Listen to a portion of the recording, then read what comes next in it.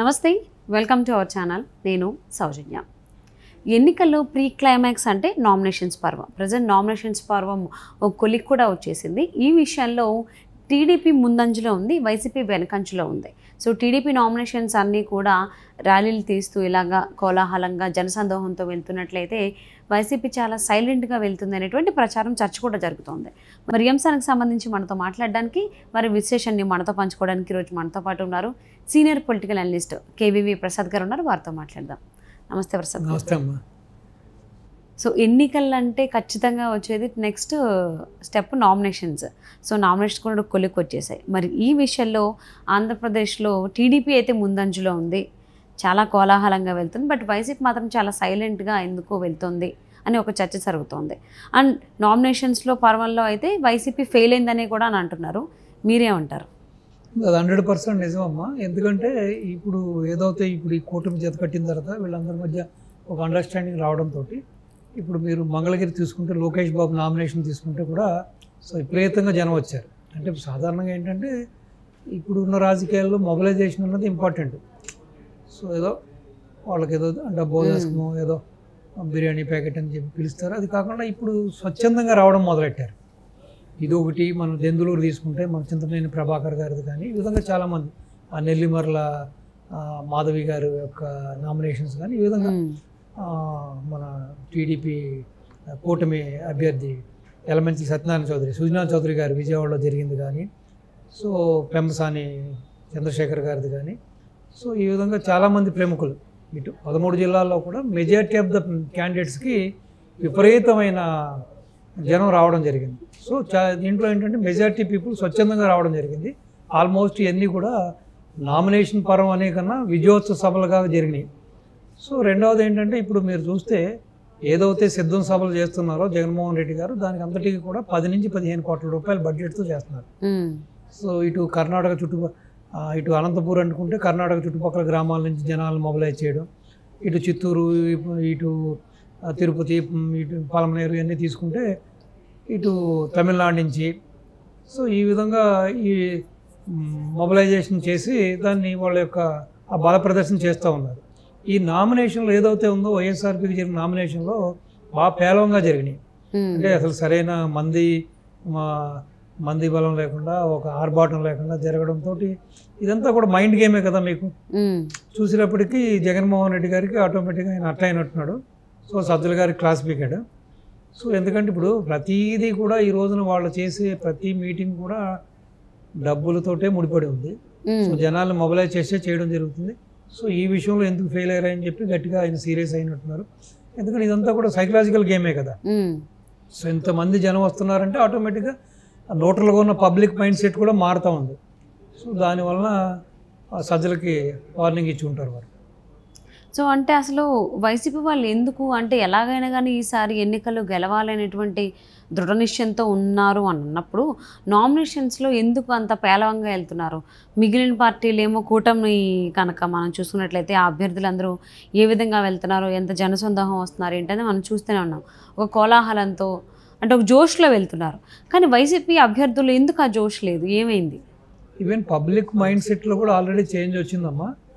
Public mind set కూడా change అవుతుంది. Public కూడా పెద్దగా ఎవరో ఆసక్తి చూపించట్లేదు. రెండోది ఏంటంటే ఎప్పుడైతే ఈ గులకరాయి సంఘటన జరిగిందో విజయవాడలో కొంతమంది ఆ వడ్డెర కులానికి సంబంధించిన మైనర్ బాలని వాళ్ళందరినీ కూడా ఇబ్బంది పెట్టడం జరిగిందో వాళ్ళ తల్లిదండ్రులు, ఆ ఇన్సిడెంట్తో మొత్తం రాష్ట్రం అంతా కూడా ఒక విధమైన భయానక వాతావరణం ఏర్పడింది. సో వీళ్ళ సభలకు వెళ్ళినా లేకపోతే వీళ్ళ నామినేషన్ సభలకు వెళ్ళినా కూడా సో మళ్ళీ రేపొద్దున ఏదన్నా వీళ్ళ రాజకీయ లబ్ధి కోసం ఏదైనా చేస్తే అనవసరంగా మనం సమిధులు అవుతాం అనే భావంతో కూడా జనం కూడా ఎవరు కూడా రావట్లేదు. ఈవెన్ డబ్బులు ఇస్తామన్నా కూడా చాలామంది రావట్లేదు. సో అది కూడా ఒక కారణం అయి ఉండొచ్చు. అంతేనా? లేకపోతే ఎలాగో ఓడిపోతాం కదా, ఓడిపోయేదానికి ఎందుకు ఇక్కడ కూడా డబ్బులు ఖర్చు పెట్టడం అనేది అయి ఉండొచ్చు. Maybe your right. So already కొంతమంది, ఇది నా ఉద్దేశం కదా, కొంతమంది అభిప్రాయపడతారు, కొంతమంది క్యాండిడేట్లు సద్దుడు మొదలెట్టారని కూడా చెబుతున్నారు. ఏదైతే జగన్మోహన్ రెడ్డి ఇప్పుడు కాదు, ఒక 6 నెలల క్రితమే అందరికీ అమౌంట్స్ కూడా సర్దడం జరిగిందని చెబుతున్నారు. సో దీన్ని చాలామంది కొన్ని జిల్లా పరిషత్ అధ్యక్షులు కానీ ఇటువంటి స్థాయి నాయకులందరూ కూడా కొంతమంది ఆల్రెడీ ఆ డబ్బు తీసుకుని పంచిపెట్టకుండా ఫోన్లో స్విచ్ ఆఫ్ చేసేసి కూడా ఉన్నారని చెప్పి చెబుతున్నారు. ఈవెన్ క్యాండిడేట్స్ కూడా ఎమ్మెల్యేలు ఎంపీలు కూడా పెద్దగా ఆసక్తి చూపించట్లేదు డబ్బులు తీయడానికి. ఇది ఇంకా దగ్గరకు వచ్చి కొద్ది కూడా అది ఇంకా ప్రస్ఫుటంగా కనపడదని కూడా చెబుతున్నారమ్మా. ఎందుకు అనవసరంగా డబ్బులు వేస్ట్ చేసుకోవడం అనే భావనలో కూడా కొంతమంది క్యాండిడేట్స్ ఉన్నారని కూడా చెబుతున్నారు. అది చర్చ కూడా జరుగుతుంది, వాళ్ళ మధ్య కూడా చర్చ జరుగుతుంది, వాళ్ళ నాయకుల మధ్య కూడా చర్చ జరుగుతుంది. సో మేబీ యువర్ రైట్, అది కూడా ఒక కారణం అయి ఉండొచ్చు. ఇప్పుడు కర్ణుడి చావుకి 1,00,000 కారణాలని చెబుతారు. సో ఇవన్నీ కూడా కారణాలే కదా. సో అంటే కొంతమంది నాయకులకి వద్దంటే కూడా టికెట్ ఇవ్వడం, బలవంతాన్ని నుంచోబెట్టడం వల్ల, సీట్ ఇవ్వడం వల్ల వాళ్ళు వద్దని లేక ఉండలేక ఈసీ చేత కూడా వేటు వేయించుకుంటున్నారనేటువంటి టాక్ కూడా ఉంది వైసీపీ నాయకులు అభ్యర్థులకు సంబంధించి.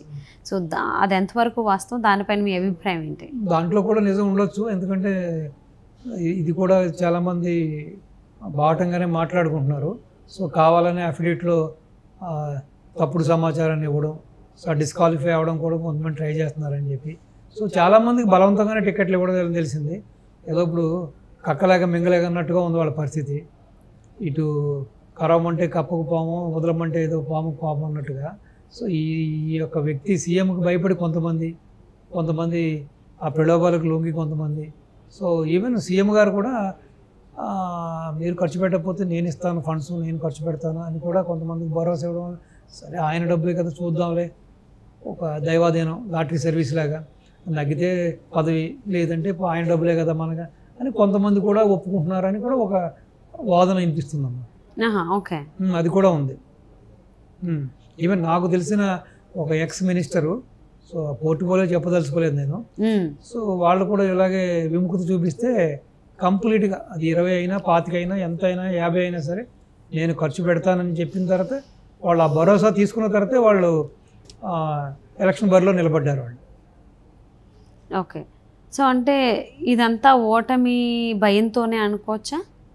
ఓటమి భయము ప్లస్ ఈ రీజన్స్ అన్నీ కూడా ప్రజల్లో వచ్చిన మార్పు, సో ఓటమికి ఎన్ని కారణాలు. సో దీనిపైన జగన్మోహన్ రెడ్డి సజ్జలకి కాల్ చేసి వార్నింగ్ ఇచ్చారు అంటున్నారు. మరి సజ్జలు తీసుకుంటారా ఈ వార్నింగ్ని? తిరిగి సమాధానం ఏమన్నా వేరేలా ఇస్తారా? వేరే ఇచ్చే పని ఏముందమ్మా. ఇప్పుడు లోకేష్ బాబు పదే చెబుతారు కదా, ఆయన ఒక గుమస్తా అని చెప్పి. గుమస్తాకి అంత స్థాయి ఉండదు కదా. ఇప్పుడు మీకు ఒక సంఘటన చెబుతారు.